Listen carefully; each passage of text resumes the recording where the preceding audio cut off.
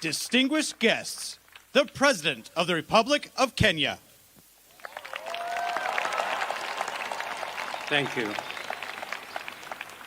President Joe Biden, Dr. Jill Biden, Madam Vice President, distinguished ladies and gentlemen, Jambo.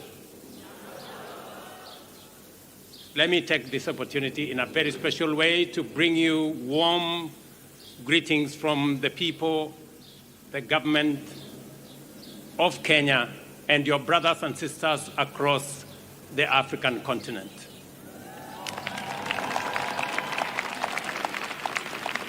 I want to thank President Biden for extending an invitation to me to undertake this state visit, a sign of friendship and partnership and collaboration between two countries that share common values, values of freedom, democracy, rule of law, equality, and inclusivity.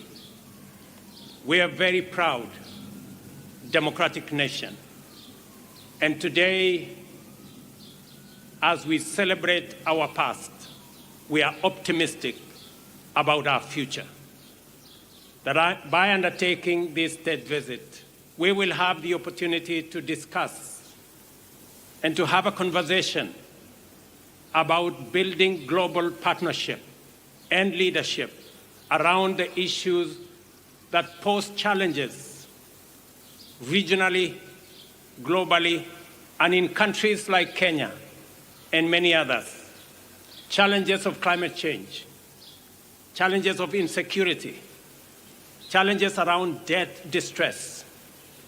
And today we have an occasion to build synergies, to build partnerships that will not only solve our current problems, but also to build a future that is much more promising, much more prosperous, a fairer, a freer, a healthier, and a much more prosperous future.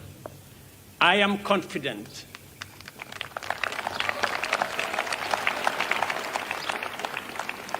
Mr. President, that a partnership between the United States of America and Kenya will give us the solutions that the world so seriously needs. And we will be discussing a range of issues from peace and security in our region, recognizing the heavy lifting Kenya is doing in supporting peace and security efforts in the Horn of Africa, in the Great Lakes region. And I want to say, Mr. President, we value the support, the friendship, and the collaboration the United States has given Kenya and our region to make sure that we undertake our responsibilities in securing our region.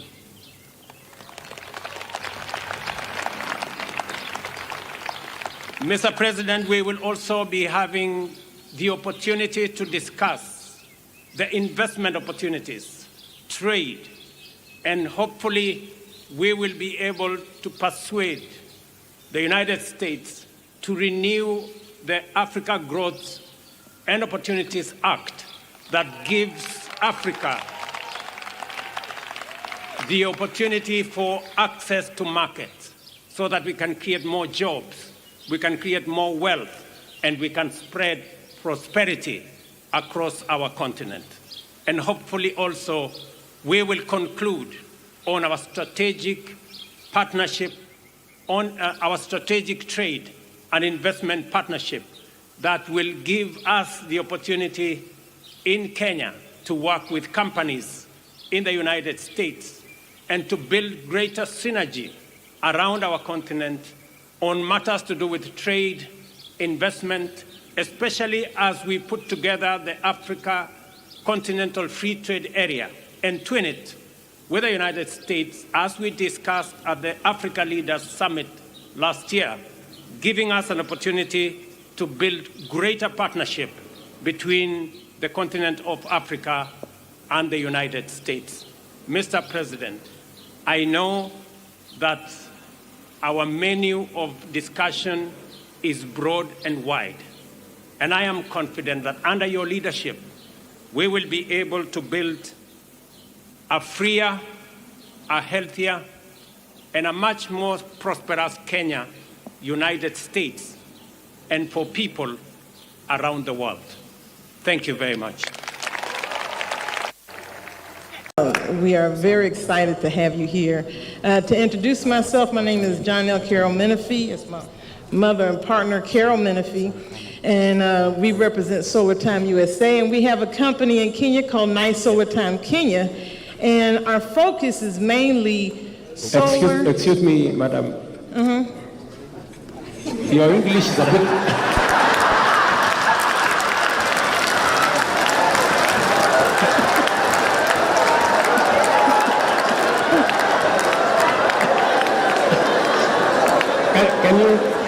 Can you try Kiswahili? Maybe.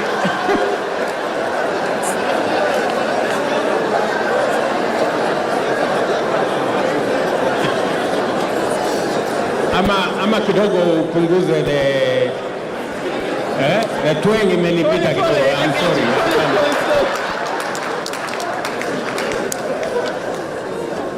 Very interested in rural development when it relates to farmers, when it relates to underdeveloped communities. Is that slow enough? Just want to understand your administration's program for last mile connectivity and making sure that as Kenya develops, it doesn't leave the rural community behind. Are you talking about electricity?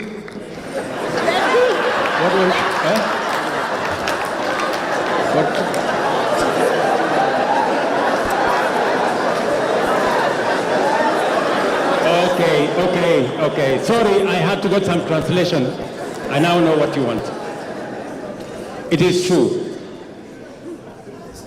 It is true that we have a program on electricity and the last mile connectivity.